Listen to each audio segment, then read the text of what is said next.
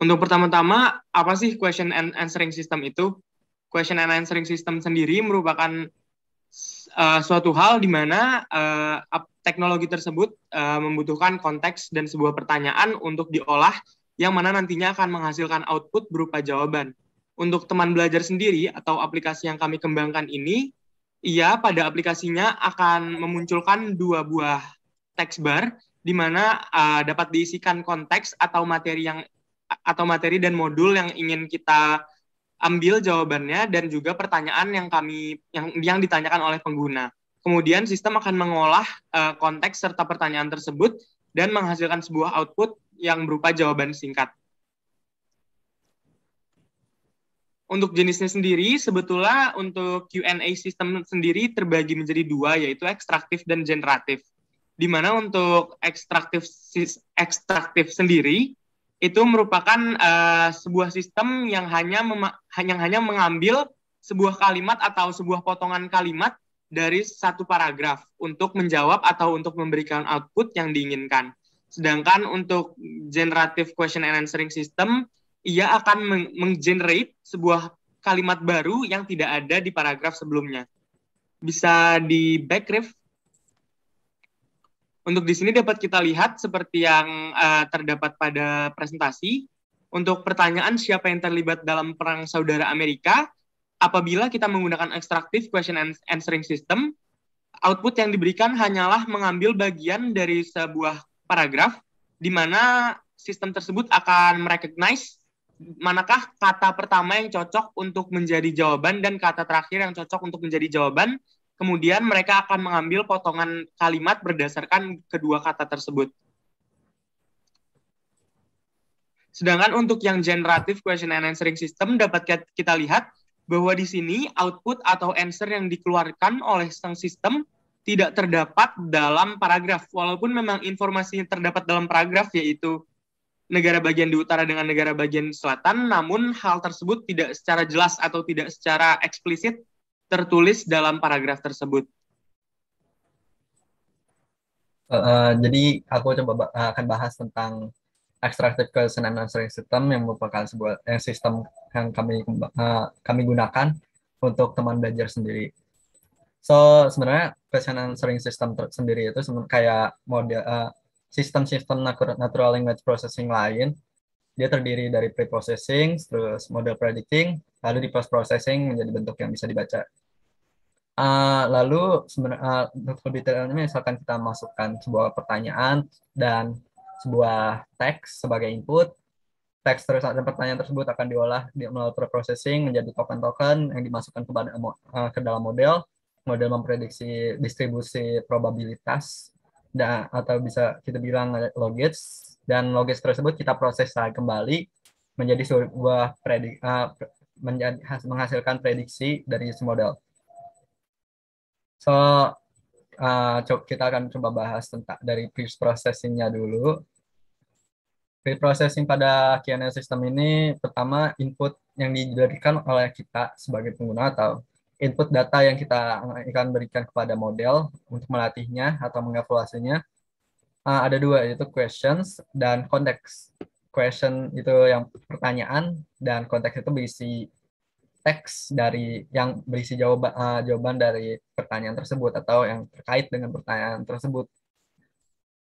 Lalu kita gabungkan pertanyaan dan jawaban dan konteks tersebut menjadi sebuah satu teks yang di sini kita bisa lihat siapa yang terlibat perang saudara Amerika itu merupakan pertanyaannya dan dipisahkan oleh sebuah token spesial yang bisa dibilangnya SAP ya, dan CLS ini merupakan awal yang menunjukkan ke model bahwa itu merupakan awal dari teks tersebut. Sedangkan SAP itu menunjukkan pemisah antara pertanyaan dan konteks yang akan diberikan ke model.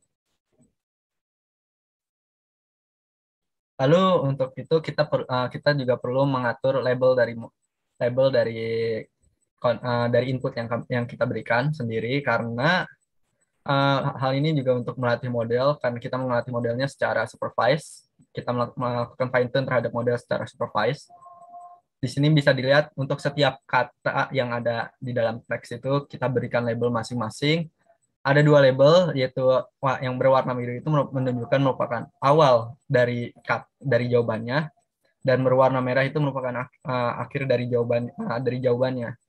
Jadi untuk kata yang merupakan awal dari jawabannya kita berikan label 1 untuk yang berwarna biru, kotak berwarna biru, dan untuk kata yang akhir dari jawabannya merupakan kita berikan label 1 untuk kotak berwarna merah. Dan misalkan jawabannya hanya 1 kata, kita berikan label 1 untuk kedua kotak itu. Dan misalkan untuk tidak jawab untuk sebuah teks atau pertanyaan yang nggak ada jawabannya, kita bisa memberikan label 1. Kita bisa berikan label 1 untuk special token CLS ini. Tapi masih ada beberapa permasalahan yang bisa muncul. Misalkan, biasanya kita kalau di natural language processing untuk mengatasi sebuah permasalahan teks yang begitu panjang, yang melebihi ukuran dari model, biasanya kita melakukan truncations. Kita memotong bagian yang kelebihan tersebut, tapi hal ini saya rasa tidak memungkinkan untuk question answering system karena karena ada kemungkinan bahwa jawaban dari pertanyaan tersebut berada di bagian yang kita potong itu. Misalkan kita nanya tentang yang harusnya jawabannya Jefferson Davis, tapi karena dipotong oleh truncations, akhirnya si model nggak bisa menemukan jawaban tersebut. Untuk itu ada beberapa pendekatan sebenarnya, dan pendekatan yang kami gunakan yaitu dengan memisahkan kata-kata tersebut menjadi ukuran-ukuran yang dapat diterima oleh model. Bisa dilihat di sini kita pisahkan teks yang cukup panjang tadi menjadi beberapa bagian yang kita bisa sebut fitur. Kita pisahkan, tapi kita juga tetap masukkan pertanyaan yang terhadap teks tersebut. Hal ini karena kami ingin membuat si model dapat menjawab setiap bagian fitur tersebut terhadap pertanyaannya, lalu mengambil yang terbaik dari jawaban-jawaban tersebut. Lalu ada permasalahan lagi, bagaimana jika jawabannya itu ada di antara 2 fitur. Misalkan jawabannya adalah bagian negara bagian dengan lihat nama-nama lain adalah sebuah bla bla bla bla, tapi karena dia terpotong, kalau di sini kita lihat dia terpotong dan model hanya memprediksi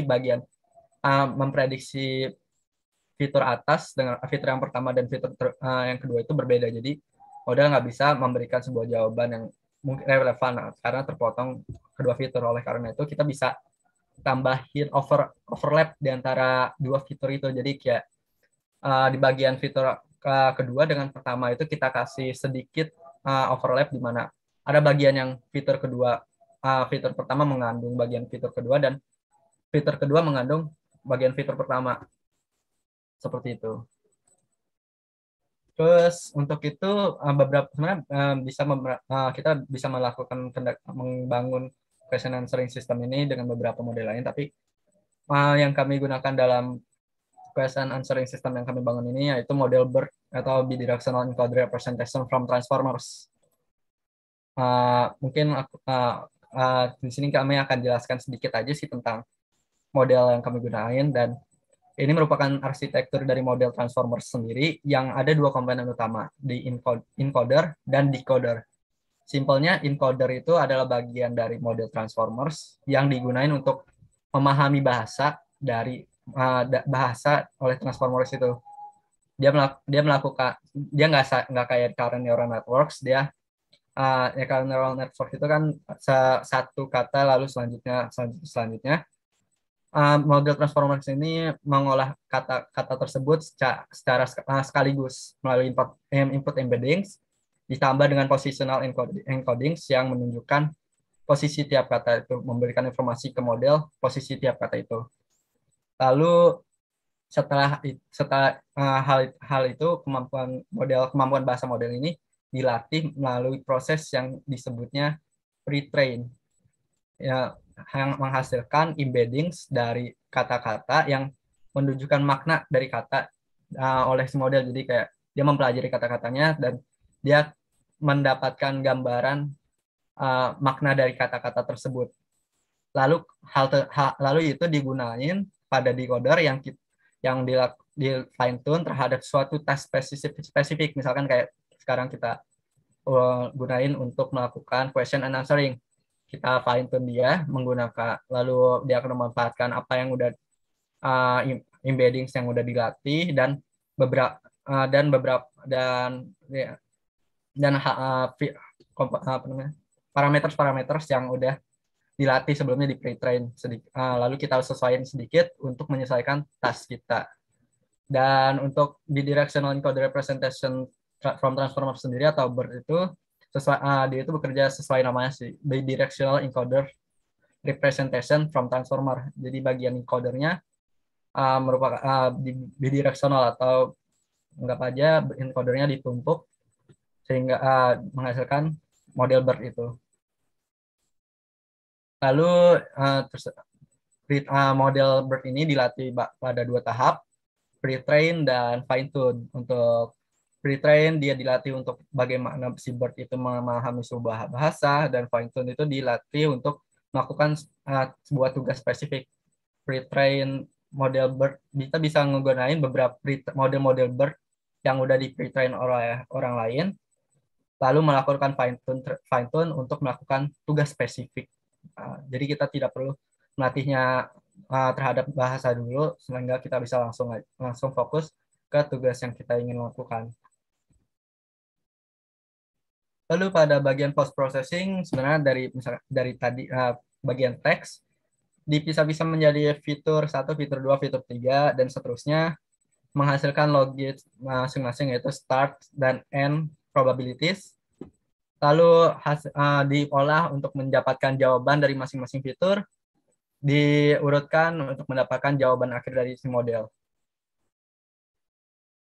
Tapi ada beberapa masalah yang kemungkinan muncul. Emang kebanyakan jawaban model mungkin akan normal-normal aja, tapi bagaimana jika probabilitas kata awalnya itu ada di depan kata awalnya yang diprediksi oleh model ada di depan kata akhir dari model. Itu kan kayak tidak mungkin. Oleh karena itu kita perlu mencari probabilitas lain dari masing-masing kata. Kita bisa melihat map seperti ini. Kita untuk mendapatkan skornya sendiri, kita bisa menggabungkan probabilitas awal dan akhir dari kata tersebut digabung untuk mendapatkan sebuah skor. Dari sini kita bisa lihat antara dan antara memiliki skor berapa, negara dan antara berapa skornya, dan seterusnya sampai sini. Lalu kita ambil mana yang enggak melawan, mana yang tidak mustahil, dan yang mana skornya paling tinggi, sehingga itu menjadi jawaban akhir dari semodel. Lalu jawaban tersebut kan masih berbentuk angka yang manusia nggak sulit untuk memahaminya. Kita perlu mengubah jawaban dari model tersebut, mapping terhadap konteks awal, input konteks awal dari yang diberikan pengguna, menggunakan offset map. Jadi kita ubah dulu indeks itu tersebut menjadi ID token, lalu kita map token tersebut menggunakan offset map. Maksudnya kayak token ini itu ada di indeks huruf keberapa sampai huruf keberapa. Jadi kayak misalkan kata Jefferson itu ada di huruf keberapa di teks sampai huruf keberapa.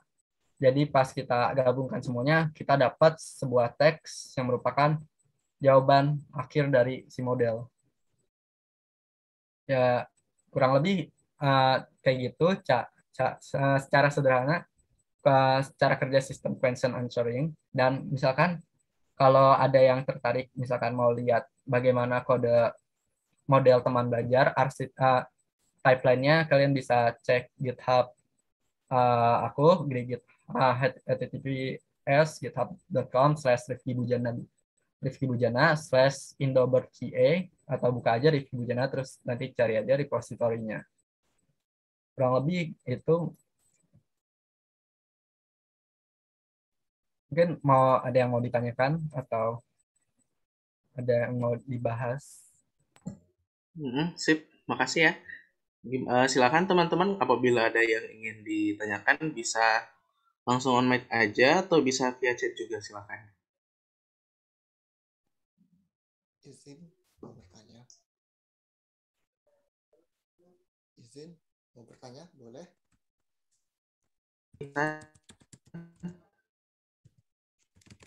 Aduh, putus-putus sinyalnya. Mau nanya nih, menarik topiknya. Tes.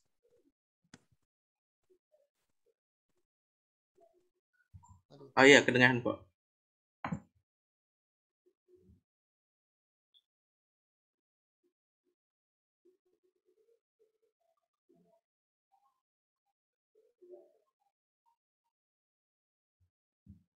Oh, oke.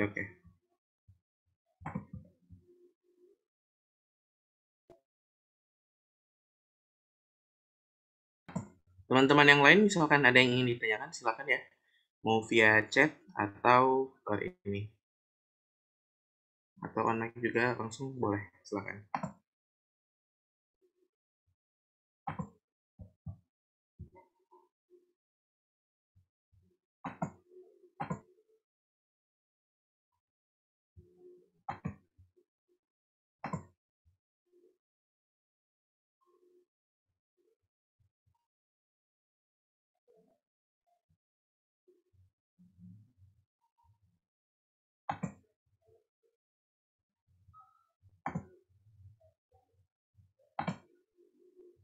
Oh ya, untuk ini apa Q&A sistem yang dibuat ini ya, saya kemarin sempat searching juga yang ini ya, menang itu. Itu eventnya kapan ya, kalau boleh diceritakan? Kalau untuk perlombaannya sendiri itu sebenarnya dari sekitar pas kami kelas 11, Kak, di bulan Juni. Dari bulan Juni itu mulai pendaftaran dari tingkat sekolah, kemudian berlanjut gitu sih, Kak, dari sekolah, kota, provinsi, lalu berlanjut di nasional. Alhamdulillahnya untuk di Provinsi DKI Jakarta sendiri, kami merupakan juara satu dan satu-satunya yang lanjut ke nasional. Untuk di nasional sendiri kemarin itu berlangsung selama seminggu dari tanggal 13 November sampai tanggal 20 November pas hari penganugerahan kopsinya itu. Kami itu meraih medali perak dan bersanding sama sekitar kurang lebih itu total pesertanya 1.000 sampai 2.000 sih, Kak, waktu itu kalau nggak salah di datanya. Keren ya, luar biasa sekali. Oke, ini ada pertanyaan dari Mas Ihsan.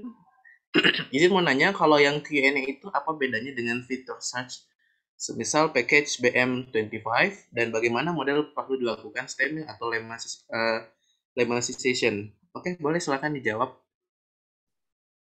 Kalau untuk stemming dan lemmatization sebenarnya kita cuma perlu pasin aja memproses pas tokenization-nya, pas text tokenization, dia kita sesuaikan dengan vocabulary dari model yang udah yang sebelumnya didapatkan dari pre-train dari model. Jadi jadi yang diinputin ke model itu udah berbentuk token-token yang udah model tahu gitu, kayak yang udah dari vocabulary dia.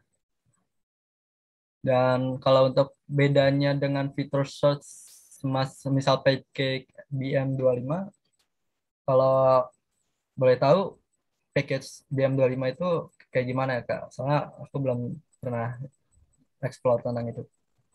Terima kasih. Tes.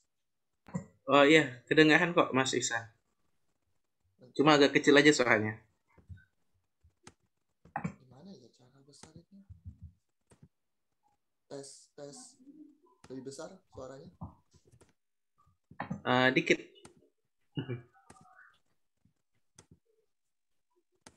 Tes. Oke, sip. Tes. Sip. Lebih besar suara? Oke, sip. Maaf ya. Oke, udah aman. Mungkin koneksinya.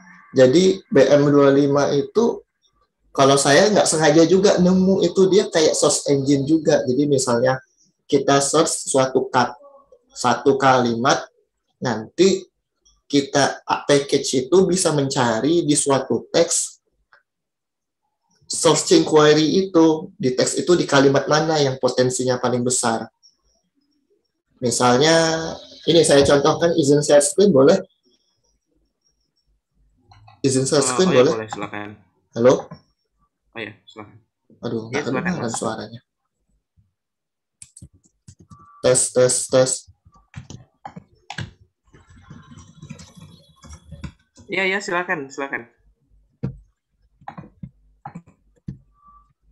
Oke.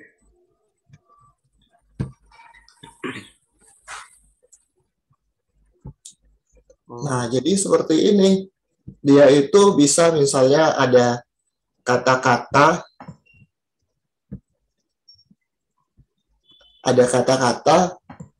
nah kata itu nanti dia cari di mana tweet itu paling banyak mengandung kata yang di-querykan. Aduh, mana ini ya? Maaf ya, suaranya kurang jelas. Troubleshooting.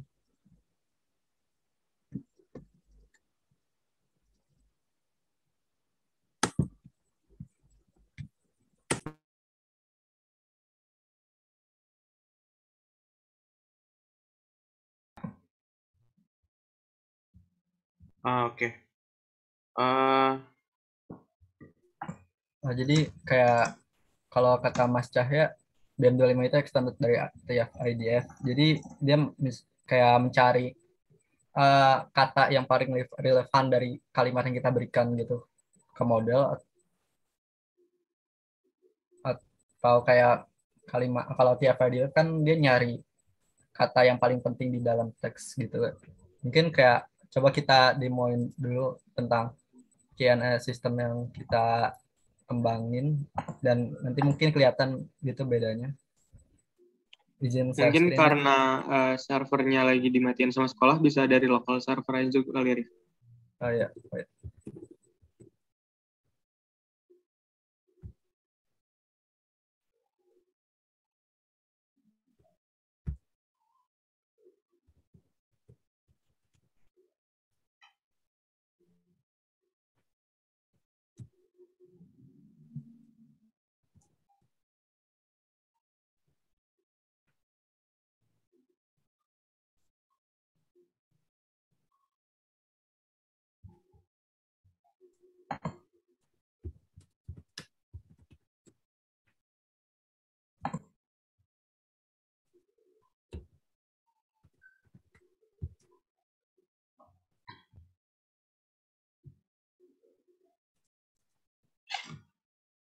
Sip, boleh silakan share screen ya, Evi.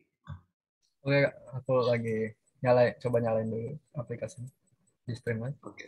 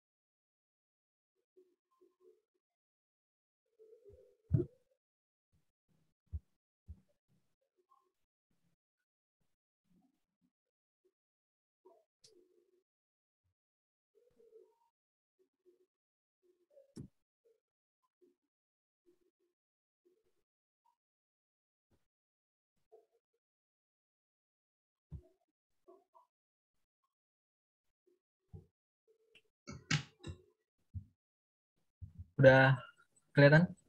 Sip, udah kelihatan. Ini prototype teman belajar yang pakai Streamlit. Misalkan kita coba teks tadi yang tentang Civil War. Terus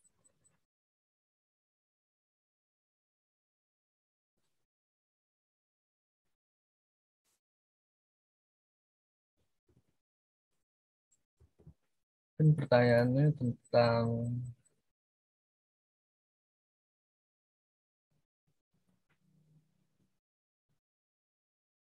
kenapa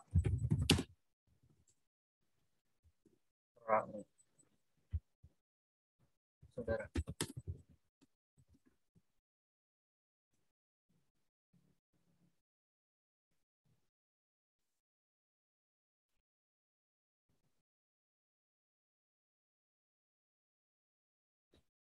Kurang lebih kayak gini, jadi dia kayak kita tanya sesuatu, mungkin lebih gampangnya kayak tentang Google Search Engine.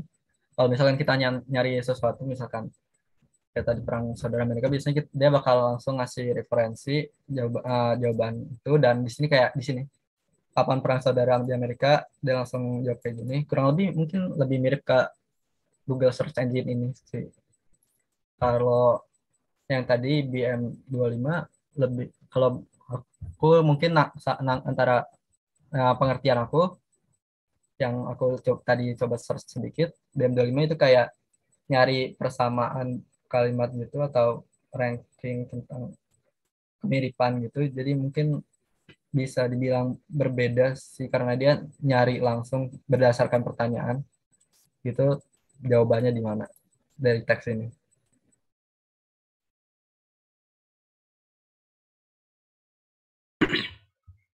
Oke, sip. Semoga membantu jawaban Mas Ihsan ya. Keren, keren. Nanti saya coba juga hal yang serupa di BM25 saya. Apa hasilnya mirip atau... Oke. Tapi itu hasilnya generatif ya, bukan... Kalau itu ekstraktif sih Kak, kita kembanginnya. Wow, ekstraktif. Kalau saya BM25 cuma kalimat yang paling relevan aja, tapi nggak bisa merangkai kata-kata. Oh iya, sama mirip sih sama yang ini. Sebenarnya kita nggak di generate kalimatnya, cuma nunjukin aja kayak jawabannya tuh ada di bagian mana di dalam teks gitu. Oke.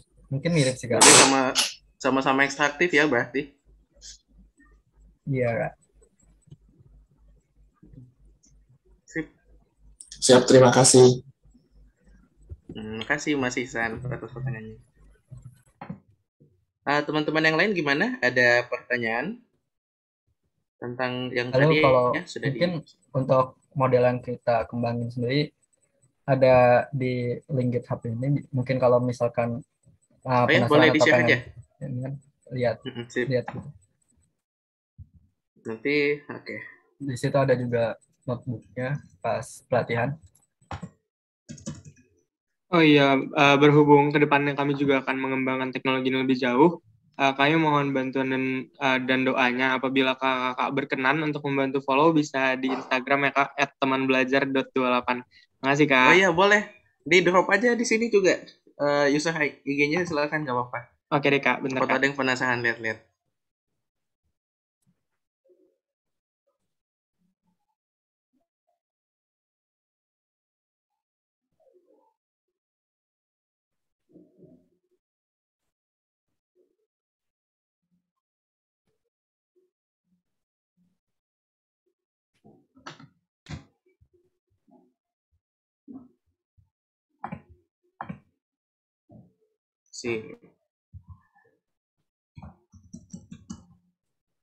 Nanti kita tambahkan juga di dokumentasi buat ini. Gimana yang lain? Masih ada pertanyaan kah? Oh iya, yang slide tadi boleh ya, nanti kirim ke saya biar nanti bisa di-share ke teman-teman, boleh kan ya, Mas Rifki? Oke, nanti aku kirim di Discord atau gimana? Bebas. Oke. Mau langsung di tab event juga boleh, silakan. Atau kirim personal aja, nanti biar saya masukin ke drive dulu. Oke Kak. Oke. Gimana teman-teman yang lain, ada pertanyaan? Boleh silakan, ada yang mau ditanyakan atau mungkin ada yang mau mencoba juga bilang, oh mungkin saya buat hal yang sejenis ini kira-kira penyelesaiannya gimana ya atau gitu. Silakan.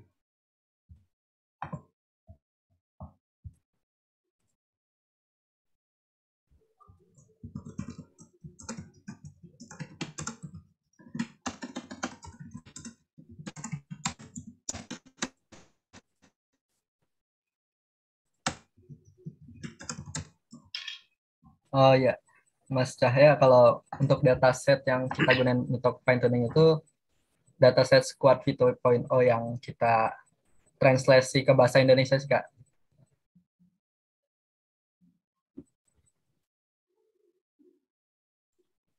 Ya Kak, karena kami pakai dataset itu juga mungkin pas kami sempat uji coba juga belakangan ini karena untuk kompetisi, jadi ada beberapa soal yang sekiranya itu jawabannya mungkin kurang tepat atau salah sih Kak. Karena kan yang dataset digunakan ini kan translasi dari bahasa Inggris, dan seperti yang kita ketahui kan apabila ditranslasi hanya menggunakan Google Translate kan bisa aja kayak translasi atau penerjemahannya berbeda, kan pengertiannya berbeda, sehingga mungkin dari tingkat akurasinya sendiri juga belum terlalu maksimal sih Kak untuk teman belajarnya ini sendiri.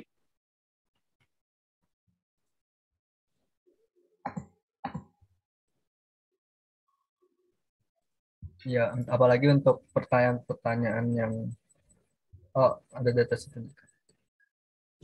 Oh iya Kak, kami waktu itu pengen coba pakai dataset di Dika sebenarnya, cuman uh, terlalu besar dan kita out of resource, dan ya pas kita coba di Google Colab juga malah nggak kuat untuk ngeload datasetnya, dan karena terbatas waktu jadi kayak kami coba cari alternatif yang lebih cepat sih Kak.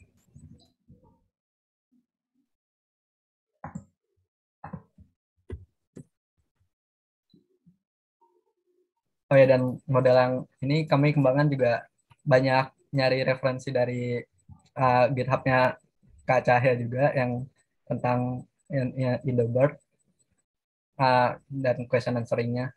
Jadi terima kasih resource sama karena pengetahuannya dari GitHub.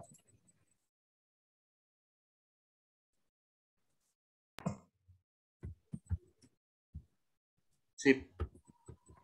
Oke, makasih Mas Cahya pertanyaannya. Gimana yang lain? Masih ada pertanyaan kah?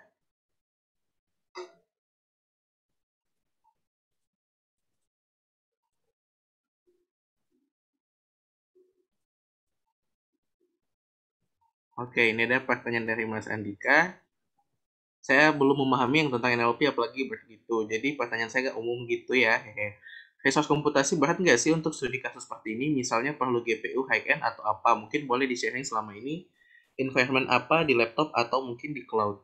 Boleh silakan. Oke. Sebenarnya model BERT itu kan gede banget ya, kayak model BERT yang base-nya aja ada 110 juta parameters yang bakal diubah sama pelatihan.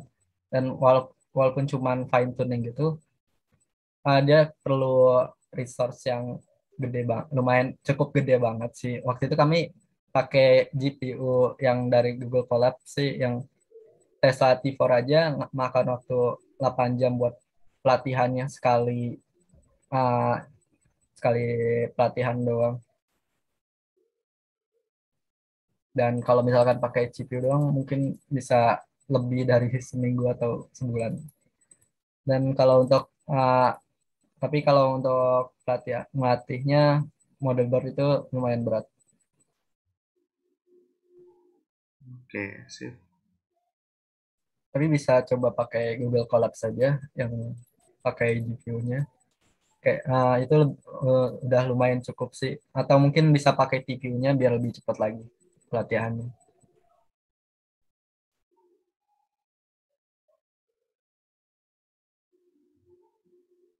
Sip, semoga menjawab pertanyaannya ya, Mas Andika.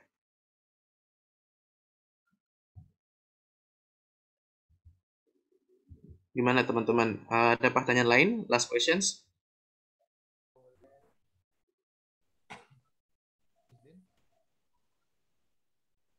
Boleh izin share yang saya buat? Maksudnya penasaran juga saya. Maaf, bisa diulang, agak kecil suaranya tadi. Boleh share yang saya pernah buat? Mungkin saya penasaran juga dengan sistemnya. Oh, mau share screen maksudnya ya? Iya. Apa gimana nih? Ayo boleh silakan.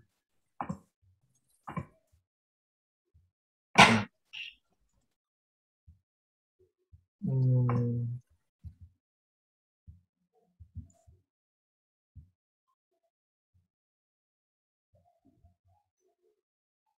kelihatan?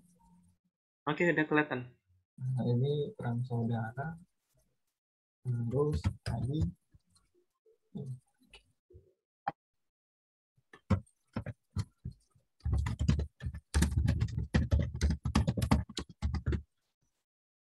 Wikipedia.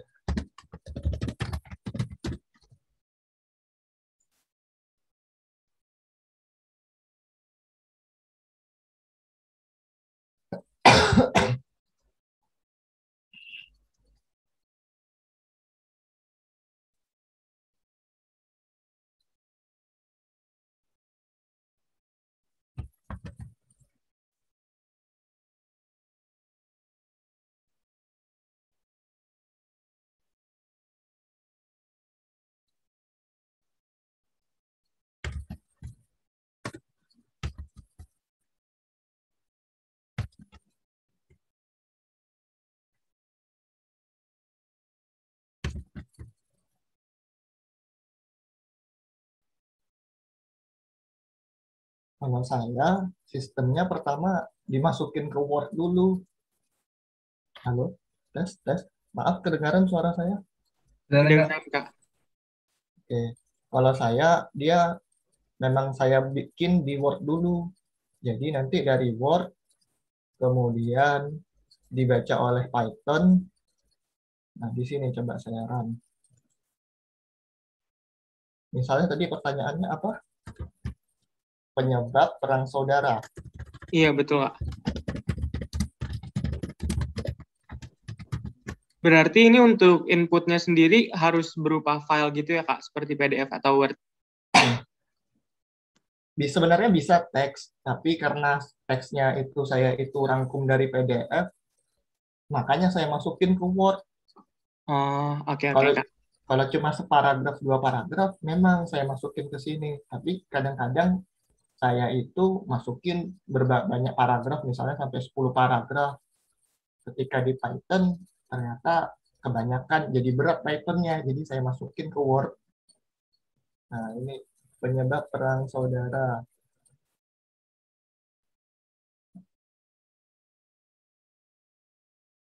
Jadi,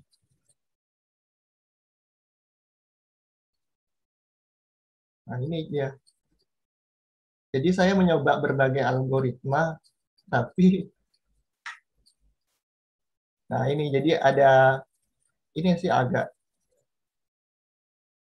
kurang tepat juga sih, tapi dia mirip-mirip. Makanya saya penasaran dengan sistemnya yang teman-teman buat, di mana bedanya, apa yang bisa saya tingkatkan dari punya saya, atau saya harus ganti semuanya, itu maksudnya. Kalau saya kan murni menggunakan BM25. Nah, saya jujur baru tahu yang diajarin di webinar ini ada sistem BERT begitu. Makanya saya penasaran kalau memang lebih bagus punya teman-teman, saya tertarik untuk ngubah lagi model saya. Demikian.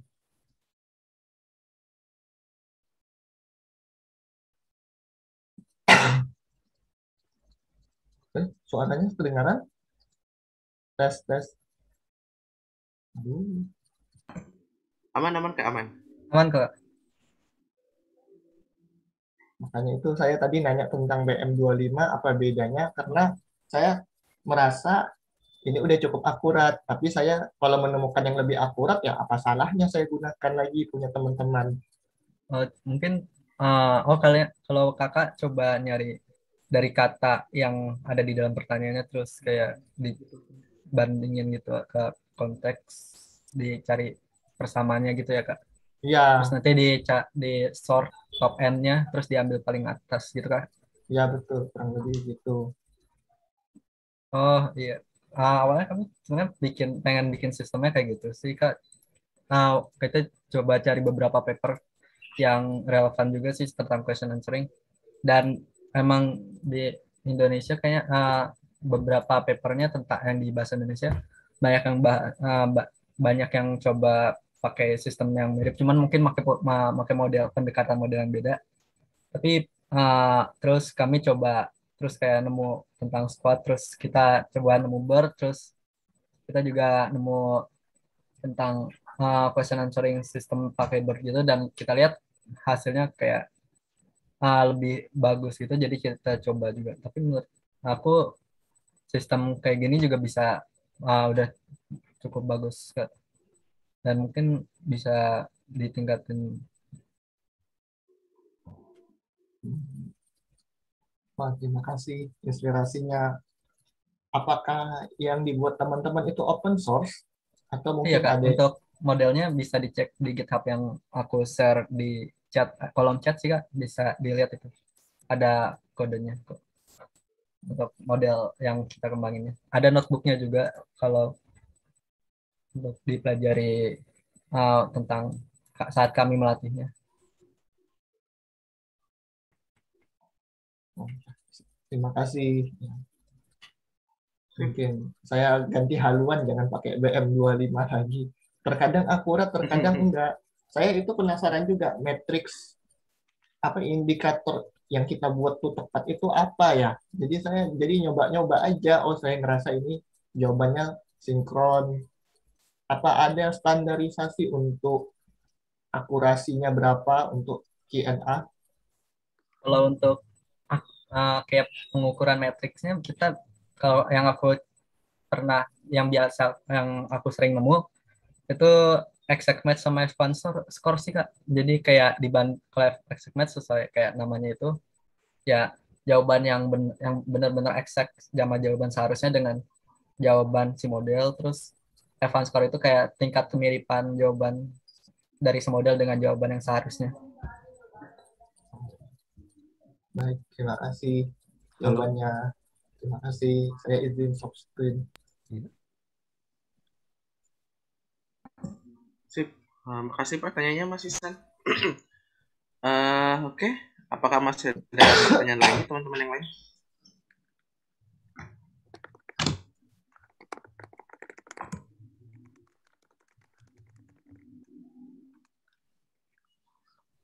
Oh ya, silakan. Halo. Mas Ramadiansa, silakan. Ya, suara saya Iya, kedengaran nggak? oke. Iya. Aman.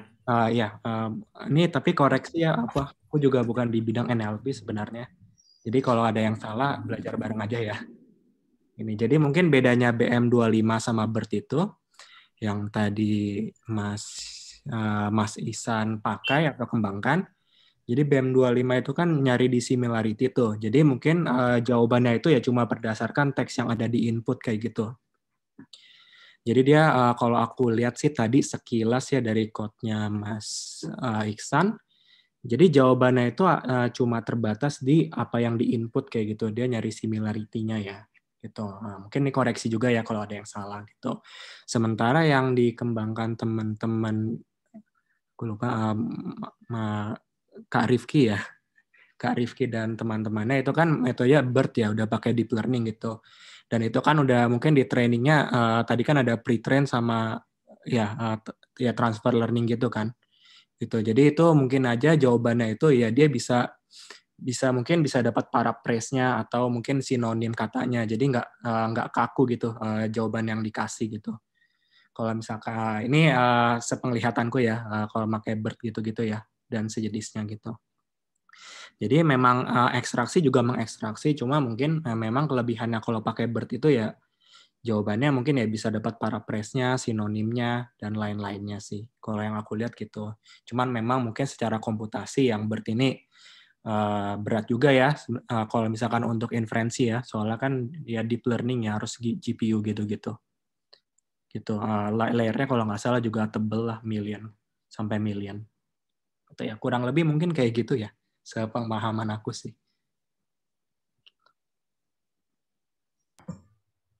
Terima Kak, kasih penjelasan tambahannya. untuk aplikasi yang kita kembangkan sebenarnya juga misalkan kita pakai di pertanyaannya kita pakai bahasa Inggris atau gimana atau kayak kata-kata yang mungkin agak berbeda dengan apa yang ada di konteks, dia tetap bisa dan tanda kutip memahaminya dan cari jawabannya dari kata itu.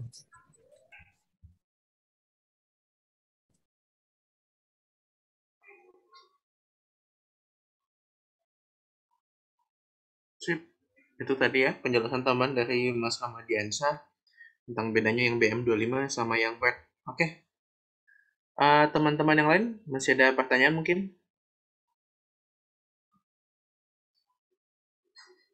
Kalau semisalkan udah nggak ada pertanyaan, oke.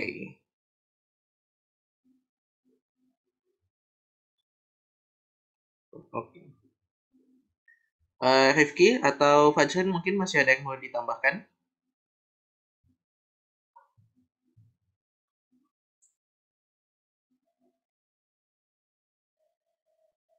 Aman ya, Rifki dan Fajrin?